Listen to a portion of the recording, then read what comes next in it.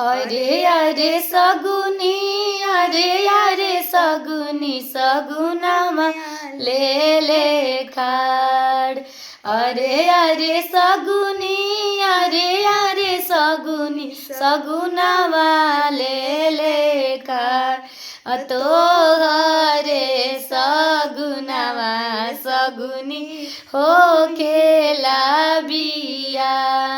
आहे तोहरे सगुनामा ये सगुनी हो खेला बिया। अरे बाजा जावा, अरे बाजा जावा, चुनरिया ले खाड़।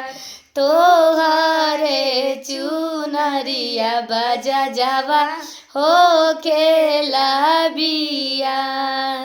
आहे तोहरे चुनरिया बाजा जावा हो खेला बिया।